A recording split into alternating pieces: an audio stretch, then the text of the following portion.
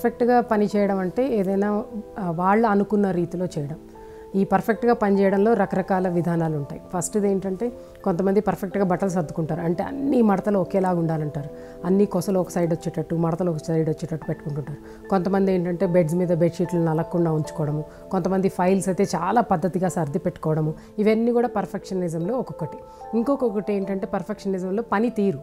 అంటే step by step దీని తర్వాత ఇచ్చేయాలి, దీని తర్వాత ఇచ్చేయాలి అని ఏవైతే స్టెప్లు ఉంటాయో దాంట్లో నుంచి అతిక్రమించకుండా, అంటే వాళ్ళు ఏదైతే మంచిదని నమ్మారో ఆ స్టెప్స్నే అనుకరిస్తూ వెళ్ళిపోతారు. అంటే స్టెప్ 1 ఇది, స్టెప్ 2 ఇది, స్టెప్ 3 ఇది.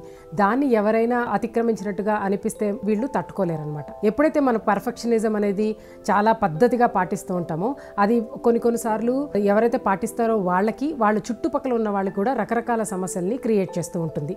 ఈ పర్ఫెక్షనిజానికి ఇంకొక ఇది ఏంటంటే తలుపు దగ్గర ఉన్న మ్యాట్స్ కానివ్వండి, అవన్నీ కూడా ఇలా కూడా తిరగకూడదు. కరెక్ట్గా అలానే డోర్కి సరిపడా ఉండాలి. పేపర్లన్నీ చదివిన తర్వాత ఎగ్జాక్ట్గా మనకు పేపర్ ఎలా వచ్చిందో అలా మడతేసి పెట్టుకోవాలి. ఇంత దూరం వరకు కొంతమందికి తీవ్రంగా ఈ పర్ఫెక్షనిజం అనేది ఉంటుంది.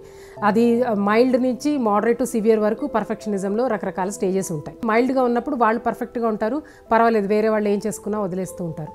మోడరేట్కి వచ్చినప్పుడు ఏంటంటే వాళ్ళు చెప్పింది ఎవరైనా అతిక్రమించారనుకోండి వీళ్ళకి చికాకు, కోపం ఎక్కువైపోతాయి. సివియర్గా ఉన్నప్పుడు ఏంటంటే చుట్టుపక్కల ఉన్న వాళ్ళకి చాలా ప్రాబ్లం అనిపించేస్తూ ఉంటుంది. వీళ్ళకేమో వాళ్ళు ప్రాబ్లం క్రియేట్ చేస్తున్నామన్న విషయం వీళ్ళకి తెలియదు. ఎందుమూలనంటే పేపర్ కరెక్ట్గా మడతేయడంలో తప్పేంటి, బెడ్షీట్ నలగకుండా ఉండడంలో తప్పేంటి, నేను అనుకున్న విధానంగానే పనిచేయడంలో తప్పేంటి అని వాళ్ళు ఎదుటి వాళ్ళని ప్రశ్నిస్తారు. కానీ వాళ్ళు ప్రాబ్లం క్రియేట్ చేస్తున్నారన్న విషయాన్ని మాత్రం వీళ్ళు తెలుసుకోలేరు. పర్ఫెక్ట్గా ఉండాలి అనుకునే దాన్ని మనం 2 రకాలు ఉంటుందండి. ఒక్కొక్కసారి ఏమవుతుంది అంటే చాలా దీంట్లో ఫస్ట్ ఏంటంటే ఒక ఇల్నెస్ ఒకటి ఉంటుంది, లేదంటే పర్సనాలిటీ డిజార్డర్. ఇల్నెస్ అంటే ఏంటంటే క్లీన్లీనెస్, ఎప్పుడు ఇల్లు క్లీన్గా ఉండాలి, చేతులు చాలా క్లీన్గా ఉండాలి, బాత్రూమ్స్ అన్నీ క్లీన్గా ఉండాలి. ఇలాంటి వాళ్ళు ఏంటంటే పదే కడిగిందే కడుగుతూ, తుడిచిందే తుడుచుకుంటూ, మార్చిందే మార్చుకుంటూ చేసుకుంటుంటారు. దాన్ని ఓసిడి అంటాం, అబ్సెసివ్ కంపల్సివ్ డిజార్డర్. అంటే ఏ మాత్రం దుమ్ము ధూళి ఉన్నా వీళ్ళు భరించలేకుండా దాన్ని మళ్ళీ క్లీన్ చేసేసుకుంటుంటారు. అలానే ఓసిపిడి అనేది ఒకటి ఉంటుంది, అంటే అబ్సెసివ్ కంపల్సివ్ పర్సనాలిటీ డిజార్డర్. అంటే ఏంటంటే వాళ్ళ వ్యక్తిత్వమే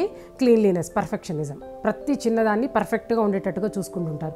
ఇలాంటి వ్యక్తుల వల్ల సమస్య ఏంటంటే చుట్టుపక్కల వాళ్ళని ఎక్కువ ఇబ్బంది పెట్టేస్తుంటారు. వాళ్ళు ఎలా ఉన్నారో పక్క వాళ్ళు అలానే ఉండాలని కోరుకుంటూ ఉంటారు. ఇంకోటి ఏంటంటే అలా లేని వాళ్ళు వీళ్ళకి నచ్చరు. వాళ్ళని త్వరగా రిజెక్ట్ చేయడము, లేదంటే వాళ్ళ మీద కోపం, చికాకు ప్రదర్శించడము, లేకపోతే కొన్నిసార్లు వాళ్ళని పూర్తిగా వాళ్ళ రిలేషన్షిప్లోంచి తీసేయడము, ఇలాంటివన్నీ చేస్తూ ఉంటారు. వీళ్ళు ఎంత పర్ఫెక్ట్గా ఉన్నా అది మంచిదే అయినా కూడా కొన్నిసార్లు అవతల వ్యక్తులు పాటించలేరు అన్న మినిమం అవగాహనని వీళ్ళు కోల్పోతారు. కాబట్టి వాళ్ళకి పర్సనాలిటీ డిజార్డర్ అంటారు.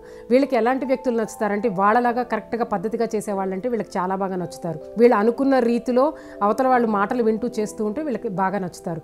లేకపోతే ఎవరైనా సరే వీరికి శత్రువులతో సమానం. కుటుంబ సభ్యులైనా సరే, బయట వాళ్ళైనా సరే వీళ్ళ శత్రువులుగానే వీళ్ళు భావిస్తూ ఉంటారు. ఎందుకంటే వీళ్ళు పర్ఫెక్ట్గా ఉన్నారు కాబట్టి చుట్టుపక్కల వాళ్ళు కూడా పర్ఫెక్ట్గా ఉండాలి అని కోరుకుంటూ ఉంటారు. అదే ఓసిపిడి యొక్క లక్షణాలు.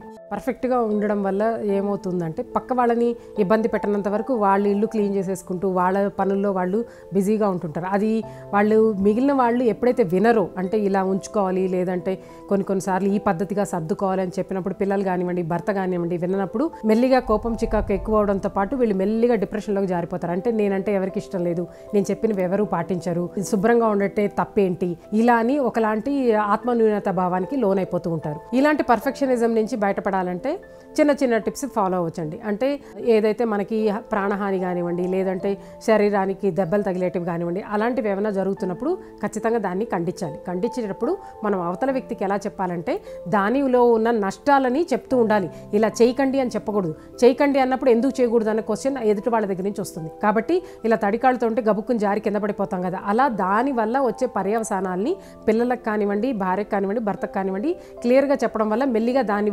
పర్యవసానాలు తెలుసుకుంటారు. కాబట్టి మెల్లిగా ఆపేస్తుంటారు. ఇంకోటి ఏంటంటే వాళ్ళు పర్ఫెక్ట్గా ఉండొచ్చు కానీ చుట్టుపక్కల వాళ్ళు పర్ఫెక్ట్గా ఉండాలని కోరుకోవడం మాత్రం అది ఒక రకమైన అవివేకమే. కాబట్టి మన పర్ఫెక్షనిజం నా వరకు నేను పర్ఫెక్ట్గా ఉంటాను, మిగిలిన వాళ్ళు ఎలా ఉన్నా నేను పెద్దగా పట్టించుకోను అని మనకు మనం సర్ది చెప్పుకుంటూ కొన్ని అవకతవకలు ఉన్నా కూడా అడ్జస్ట్ చేసుకుంటూ వెళ్ళిపోవడం నేర్చుకోవాలి. అంటే కొంచెం ఫ్లెక్సిబిలిటీని మనము అలవాటు చేసుకోవాలి. అంత రిజిడ్గా ఉండకుండా కొంచెం ఫ్లెక్సిబుల్గా ఉంటే ఈజీగా దీంట్లోంచి మనం బయటపడగలం.